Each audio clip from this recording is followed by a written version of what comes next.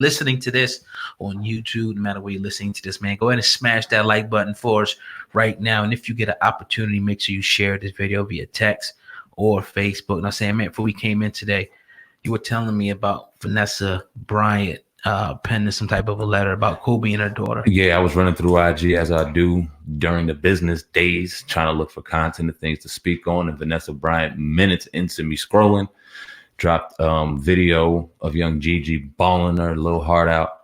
And she wrote this caption underneath. She said, "I've been very reluctant to put my feelings into words. My brain refuses to accept that both Kobe and Gigi are gone. I can't process both at the same time. It's like I'm trying to process Kobe being gone, but my body refuses to accept my Gigi will never come back to me. It feels wrong. Why should I be able to wake up another day when my baby girl isn't able to have that opportunity? I'm so mad. She has so much life to live. And I realize I need to be strong and be here for my 3 daughters. Mad, I'm not with Kobe and Gigi, but thankful I'm here with Natalia, Bianca, and Capri. I know what I'm feeling is normal. It's a part of the grieving process. I just wanted to share it in case there's anyone out there that's experienced a loss like this. God, I wish they were here and this nightmare would be over. Praying for all the victims of this horrible tragedy. Please continue to pray for all." Oh God, man, this one, I've seen her writing captions and giving praise and remembrance to her family. This one hurt though. I read this stuff. Yeah. What do you think about this? This one actually seemed like that this one was actually maybe from her. I know the first time it came out, it may have been from somebody, I'm not saying it wasn't some of her words, but this one seemed like it was real, to the heart and genuine. I can't imagine, like, to sit up here and say, I know the pain that she's going through, to lose 2 people that you see every day, your husband and your daughter. You're not supposed to go through that. And it's not much more I can say, man. I'm kind of like, it's just a sad situation, no matter how you look at this with Vanessa and that. And, I still can't even really believe it. It's taking so long for the funeral and everything to happen, the memorial service. I still don't believe it, man. It's just, we can't, I don't know why, like, any religious system, people got to have this in the comment section. How do you explain this? How is this a part of any God's, any person's will? I keep asking that question. I haven't got an answer yet.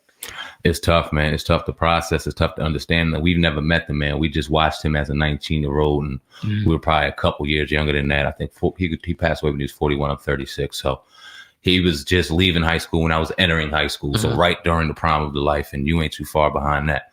So to watch him through his journey, to watch his struggles, to watch what we just talked about, for him to bounce back from that and to become the man, become the father that he is, and to see so much life having to be lived and to see that end so tragically. And not to take away from any of the other victims, but we didn't know them the way we know Kobe. And that's why we don't mourn them the way we mourn Kobe. But we pray for all of their families and hurt just the same that they're no longer here. But then you think of the young Gigi, you think of his baby, and that ain't right. That ain't fair. That's unexplainable to me. I couldn't imagine what Vanessa's going through right now. I just couldn't imagine. Ever since this incident happened a couple Sundays ago, I've just stared at my children longer. I've held them longer. I've talked to them more. I've enjoyed those moments when my daughter is nonstop energy and I'm tired and she wants to jump on the couch. I get my ass up and I jump on the couch. My son wants to wrestle or wants to talk about something and I may be tired as hell or maybe this. I make sure I give those little extra seconds because those shits matter, man. And you don't know. No one has a clock on this. No one knows. We can leave here and unfortunately come to our demise. It's a blessing every time. We get to walk in this building, clap each other up, give our family love, man. So condolences up and down. Like you said, it's still hard to process, still hard to even understand for us sitting here and around the world. So I can only imagine what's going on in that house. Prayers. Yeah, it's gonna take a lot. But one thing, like I said before, being younger and having to experience death, I remember we had to go to North Carolina, go to different places and experience it, and it was just weird. Like then, now it's like it's all too, common that you see, close people, kind of dropping like flies. Every time you look around, I see people. I'm like, man, this dude was young. This person was young. This person got killed. So it's just a part of life. And like I always say, you gotta just try to find the best way to cope and get with it. It ain't gonna be easy, and you can't read a book on this. You can't watch a YouTube video on how to do it. You kind of just got to take it day by day and try to find the good. Like she says, she does have her other children still there with her, and try to find a good in that. But if anybody that knows Kobe or the family ever sees this, condolences. It's all we can send, and hopefully that can, some comfort can come to you. The only thing close to being able to help or remedy wounds is people that go through it themselves. You know what I'm saying? Because unless you can relate to certain pains, there's nothing much you can really say. You know what I'm saying? I had a not to put too much of a personal business out there, but my lady's brother, he lost a baby. He lost his daughter. His daughter was 7, had a rare disease, and she passed away a couple Octobers ago. And I couldn't imagine, I couldn't fathom that, to have my young baby pass away and me having to bury them. So I know the really only way to find comfort is to kind of just, I don't know if there's groups, I don't know if that's too corny, but I just know that, I keep thinking of Laura London right now, just beginning this to LA. And I'm not saying these two got to get up and corny like that, but I'm sure she's sitting there and understanding right now, especially in the public eye, as Vanessa is, a little what she's going through. Absolutely. I wonder if they got together or spoke, or I'm just curious. You know what I mean? Maybe at some point, it may happen. Now, when is his memorial service again? 24th. The 24th. And it's going to be where? Is it at the Staples or? Okay. They were talking about it being at the old Coliseum in Inglewood because of just the mass amount of people that were going to attend. They decided to do it in the Staples Center, which is cool. It's the place that Kobe built. Yeah. It's only right. It's going to be sad, man. Ugh. Yeah. It's going to be sad. Yeah, definitely. So once again, the legacy shall live on. And anybody out there, that's inspiring to be anything, male or female, watch his videos, watch his speeches. It was a friend of mine, man. His name is Royale Exclusive. He put a video up. We got to talk about that. Did you see the video that he put that they put in Hip Hop Uncensored group the other day? That was a little, eye opening to me. Them kind of things always, man, kind of make you go, man. But the information is so powerful. It's still the behind the scenes and the power of what he was trying to create in sports franchises and how deep he was ready to go. It's a shame that he's no longer here. Yeah, real brilliant, man. But just try to follow in the footsteps, and like my man said, at ACC, try to do better than the next, the mogul, the billionaire, out there. But the XFL. The XFL. Sam, man, you sent me the text message, and it was funny because I had seen it. I watched the highlights. I didn't see the game, but I seen the highlights, and I'm like, hold up, these dudes look like the NFL players out there a little bit. What do you think about the XFL this time around as opposed to before? When we were younger, we seen it. It was more like buffoonery kind of guys, kind of wrestling. I don't know. It was weird back then. It wasn't not like it was. It was more like arena football, I'll say, back then. Right. What do you think about the XFL now? The XFL back then was some bullshit. It was geared around a lot of the narrative of wrestling. Yeah. And it wasn't, people weren't buying into it. And when you hear the XFL coming back out, I was like, I was very, very apprehensive of it. But seeing it, dog, and looking at the highlights, and I'm not gonna lie, it just forced me when I was looking at all the positive responses from it. I'm like, yo, let me check this out. Yeah. And they was balling. They were balling. Yeah, and you got commentators sitting down with players after they get turnovers and shit and talking to them. It's just so different. It's a little different, but it's entertaining. And if you mix that kind of entertainment up with some good football, and I like some of the rules. The kickoff was dope to me, how they kind of line up there, and once they get the ball, it's almost like they wait till they catch it first. They wait till they catch it, and then they're sitting there like a down and distance, so they're almost at a line of scrimmage. As soon as they go, they can start hitting to kind of avoid collisions. They were smacking. It was great hits out there. It was refreshing to see hits without seeing a bunch of flags all the time, and it was some athletic ballers. I like it, man. I like it. If you're a hardcore football fan, it's even better than because even Arena League, the dope as Arena League is too confined, it's too short. Yeah. I couldn't gravitate to it. The XFL, man, on ESPN, I could get into this. Now, what do you think about this? Oh, let me, because I've said this a couple times, but I haven't got your thought on it.